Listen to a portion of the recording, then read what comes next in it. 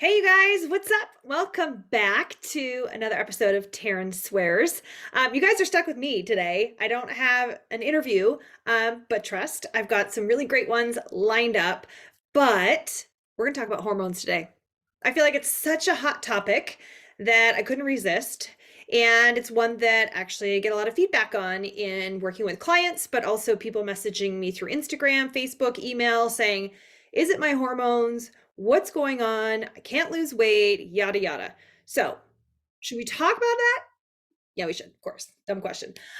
They're all the rage, hormones, right? And depending on your age group, I'm in my mid 40s.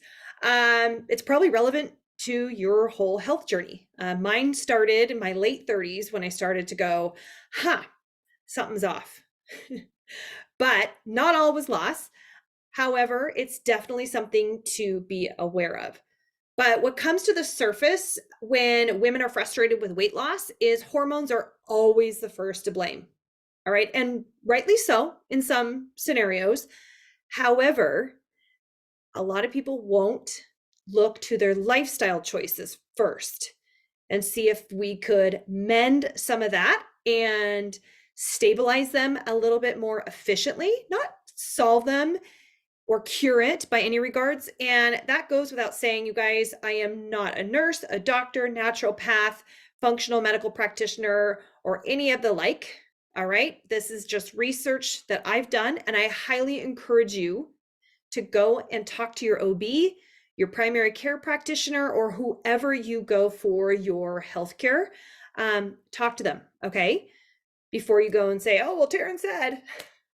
I'm hopefully going to give you something to think about and tools to go, okay, I could start with something without having to rush out and go get on a whole host of supplements or medications to solve the problem. Because my whole goal is to help you find that resolve internally if it's possible. Okay. So today's episode, we're going to talk about the there's six actually, hormones that affect your body composition if your goal is weight loss. All right.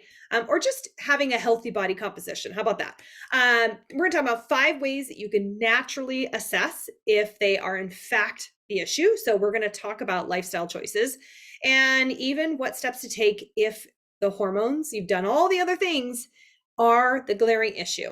Okay. So let's kind of dive into some of that. All right. First off, hormones are pretty cool. They have a major role in our body from puberty till, gosh, we surpass menopause.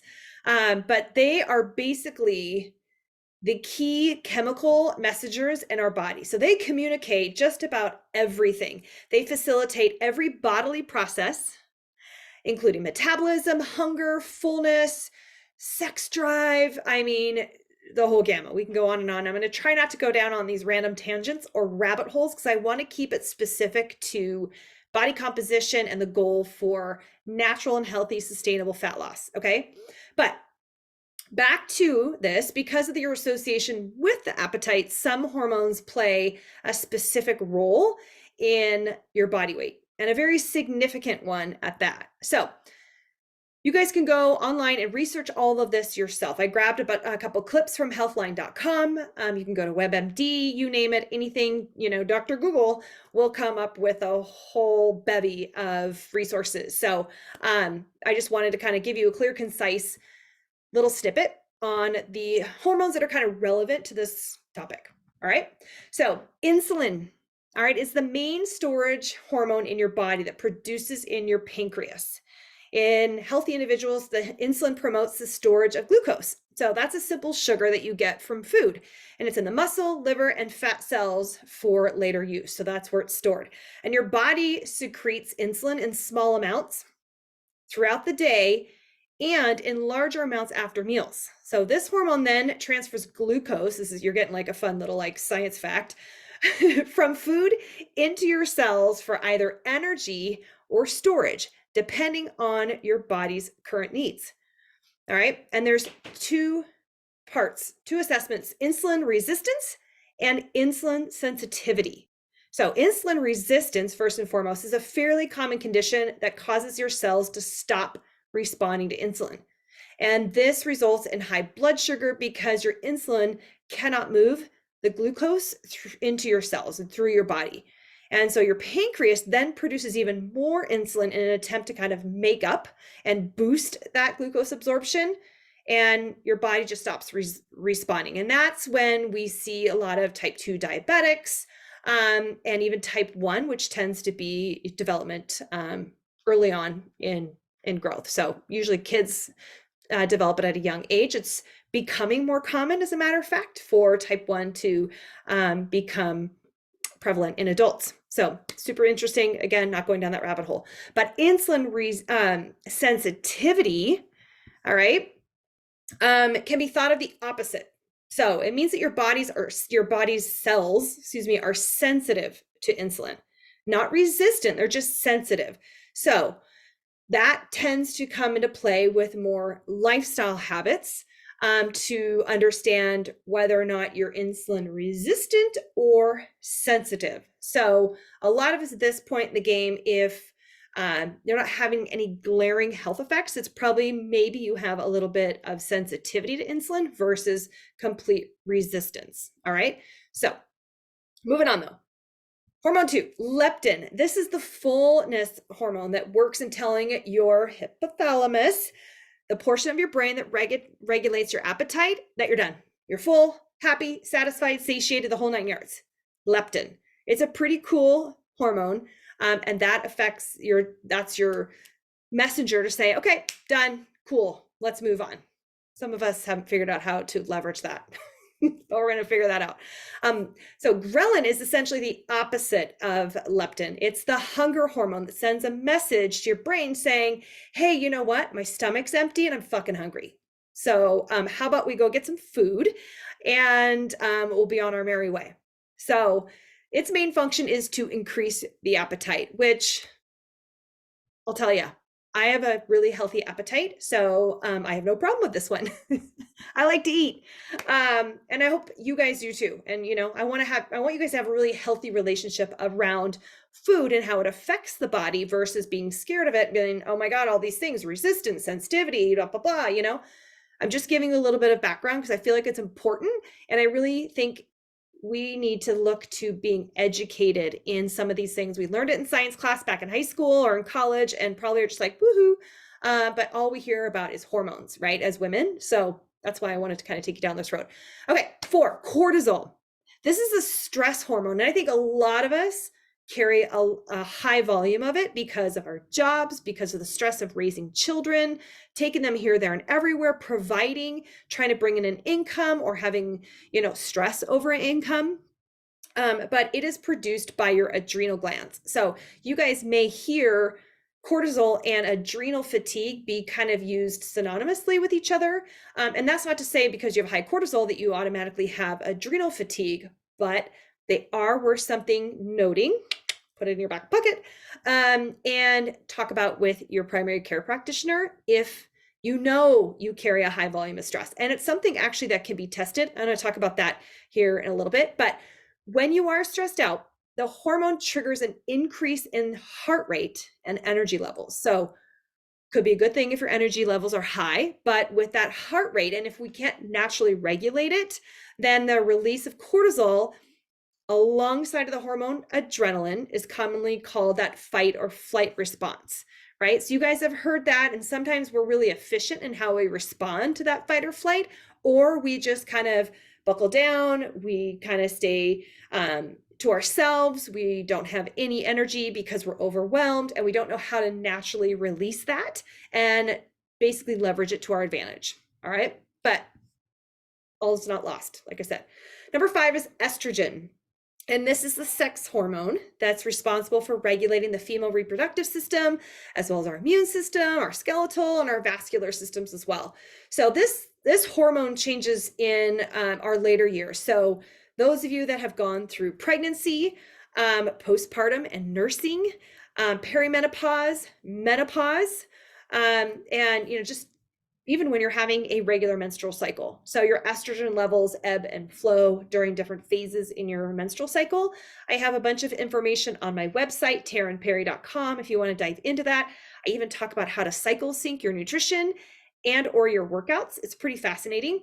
But if you have a high level of estrogen, which a lot of women that are overweight do, it can be associated with some certain cancers and other chronic diseases. Again, not going down the rabbit hole. But on the flip side of that, low levels, typically in those that are aging, I mean, don't poo-poo it. Aging's cool. All right. Perimenopause and menopause may affect your ability to lose body weight or body fat efficiently, or it may be the issue for increasing over time. All right. So again, don't worry. We're getting to the good part here, so just bear with me. The last one I want to talk about, because we can go into all these variations of hormones that are super important, and I encourage you guys to go educate yourself. However, the thyroid is the last one to talk about. It's a big one. All right. So your thyroid is that like butterfly little thing that you kind of see, we probably can't see it, and you might not be able to see me unless you're watching me on YouTube. But having a dysfunctional thyroid is pretty common, actually. And about 12% of people experience abnormal thyroid function at some point in their lives. And it tends to affect women more than it does men. And it does increase as we get older. And there's a whole host of reasons why. It could be genetics, it could be lifestyle, it could just be environmental, a whole bunch of different things. But this one is a big one. It's responsible for coordinating your energy, growth, and metabolism in your body. So the key word there, metabolism, right? Like we all want an efficient metabolism. And some of us have rock solid metabolisms, like boom, I could eat and work out, do whatever I want, and I still stay pretty lean. Others, we find that we are grinding day after day to just maintain and feel at our optimal. Or get to a point and feel like we have to really work hard to get there, or even find that we're spinning our wheels because we're not getting there and we just don't know why, right? And could it be, a myriad of these things that have been the issue? Maybe. But a couple things with your thyroid that you can occur. You can either have your hormone levels can be very high, or they can be very low. So we have hypothyroidism, and that's very low level of your thyroid hormone. It slows your metabolism and decreases the growth and repair of many parts of the body. And conversely to that, we have hyperthyroidism, which is the opposite. So it occurs when your thyroid gland is overproducing the thyroid hormone, and it can cause weight loss, increased appetite, kind of a swing of things. And again, that's something very specific. And I encourage you, after going through all of this, if anything's glaring to you, I'd go research what these are, and even encourage you to kind of do a deeper dive on your own. But again, connect with your OB, your primary care practitioner, about these, and perhaps doing a deeper dive with them. I would even suggest, depending on your age, anywhere in between your mid-30s and above. If you haven't gotten a hormone blood panel done, I highly encourage you guys do that. And I would encourage you to do it every 6 months. We go through different seasons of life. I think with the moon, the lunar cycle, I think just stress levels naturally with the seasons, winter, fall, spring, summer, our bodies change, our moods change. Some of us are driven by the weather, the sun, the warmth, the cold, right? So your body goes through a lot in trying to re-regulate and stabilize based on those seasons of life as well. And if you're, experiencing perimenopause or even menopause, your body's like really trying to adjust and acclimate to all of that. So I want you guys to just kind of take inventory for a hot second of where you're at, where you're feeling in your body.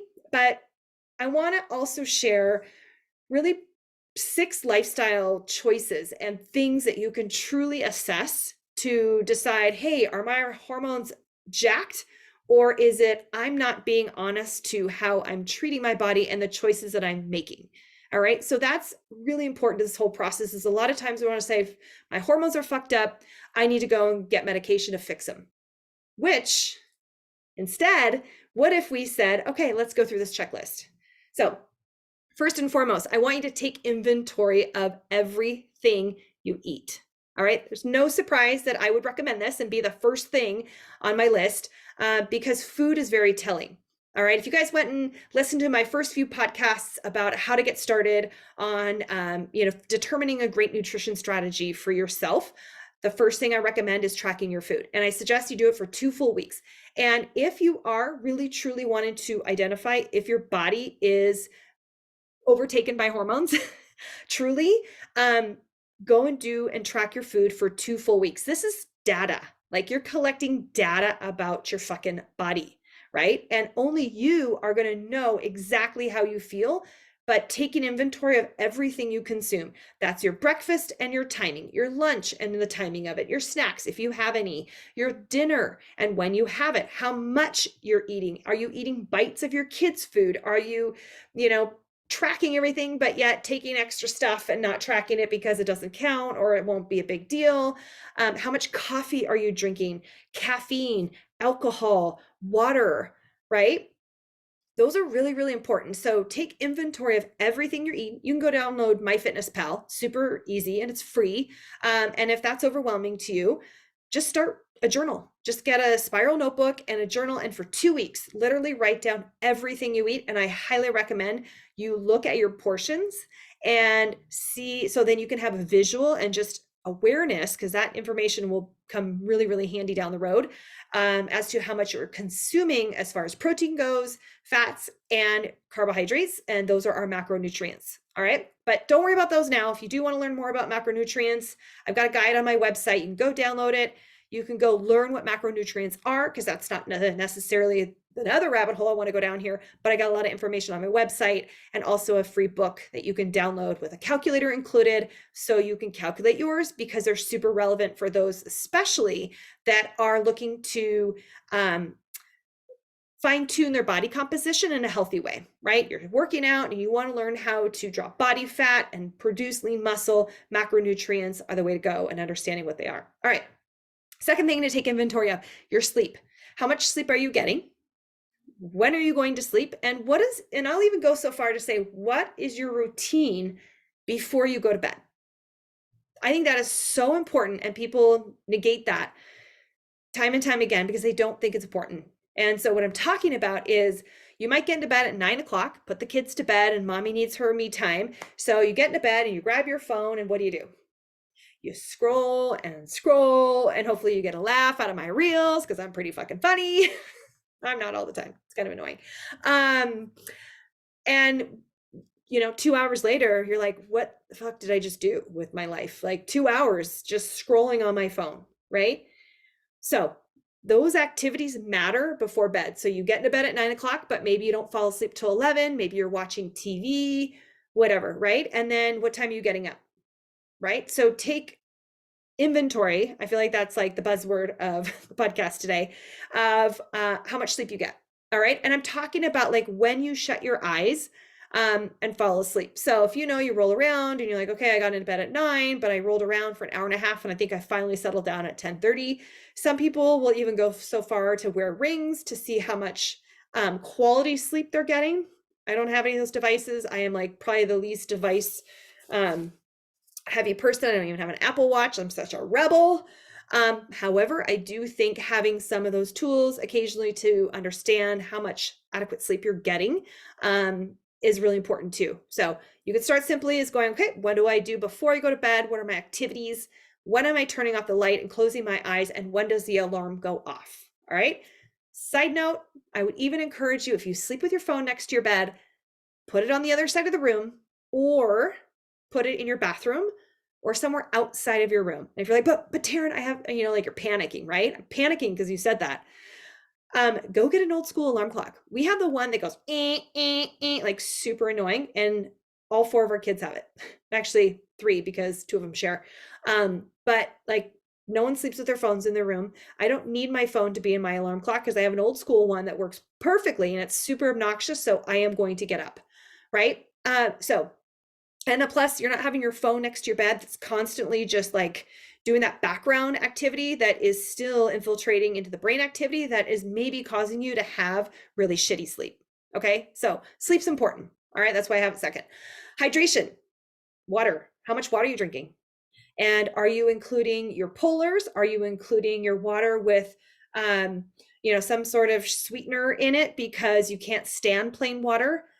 What your hydration really is important. And if you aren't getting in at least half your body weight in ounces as a start, I really encourage you to start there as far as water goes.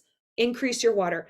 Put a little bit of Himalayan salt. You don't need those fancy hydration drinks on the regular to stay hydrated. And I understand drinking plain water can be boring, but you know what? Like, it doesn't have to taste good all the time. I'm sorry. Like, everyone thinks everything has to taste good all the time. Like food. Okay. That's my only thing. Food has to taste good for me. Like, I'm not just going to go and suffer through a meal because it's good for me. Like, it's got to fucking taste good. I get it. Water, suck it up. All right. Go drink some more water. Stress levels. We talked about this with your cortisol. How are your stress levels? Do you even know? Most people do. Most people know that they are so maxed out because their job has them grinding 12 to 15 hours a day. They got to come home and then they're getting kids off to sports. They're not settling in until 9 o'clock and they barely had a chance to eat. Maybe they're pissed off with their husband. They read something online that aggravated them and everything's all gone to shit. I hope not. I mean, I really don't. But manage your stress levels. And a couple things to do to hopefully manage them. Get off social media before you go to bed. Right? There's a lot of science that states our sleep quality is affected by the last thing that we see or read before we go to bed. So if you're watching the news or reading social media, and social media is very controversial, and maybe it's something that gives you life, maybe it educates you, that's fine, but it also can be very impacting on your sleep quality and your stress levels. So really take a look at what you're reading and what you allow to influence you in your day. And sometimes, you know what, just out of sight, out of mind is not a bad thing to get your mind right. Meditating before you go to bed, working on breath work. I mean, there's so many amazing tools to help you manage your cortisol levels because they could be making a huge impact on your inability to lose weight. And when your cortisol levels are up, that often affects your ability to process insulin. So those two are, kind of a big part of the whole process. If your insulin is not able to properly function and process and get through the cells, if you're insulin resistant or sensitive, again, allow your doctor to determine that for you, not me. Okay. Let's step out of that one. Let's talk about your workouts. All right. Are you working out? And if so, are you just doing 90% cardio? Like anything to produce a sweat. Like I have to get on that bike and grind, Taryn, to sweat it out. Awesome. Every once in a while, probably does a body good. But if that is 90% of your workout is HIIT workouts and cardio, it could be putting your body into a state of stress and inflammation and totally fucking with your hormones. All right. So there was a time when cardio was my jam. Like that's all I wanted to do. It's all I taught. I taught turbo kick. I taught boot camps and I barely used a lot of weights. And if I did, I was using light weights to produce a little bit higher heart rate and, fire up the metabolism. But if you are doing solely cardio and you're running your ass off and hits and cycling like crazy and you're not lifting weights, I want you to flip the script a little bit on that. I really want to encourage you to pick up some weights. Women of any age should be strength training. And I would even say women in their mid 30s and on should be lifting heavy 3 to 4 times a week. And your version of heavy might be different than mine, and that's okay. But it's something that is helping you produce lean muscle, because having lean muscle is like so fucking cool. When you're older, like having muscle is awesome. And I look back to my physique when I was just doing all cardio, and yeah, maybe I was lean and my weight was lower, but my lean muscle was very low for my stature. And I like having lean muscle. And the reason why you want lean muscle, because it makes a big impact on your metabolism in a good way, right? It'll help your body process some of those hunger hormones, the ghrelin and the leptin that we talked about, to either tell you that you're full and satisfied or say, hey, you know what? Hello, I'm ready for something. I made a joke on Instagram the other day that I'm never going to be the one that forgets to eat.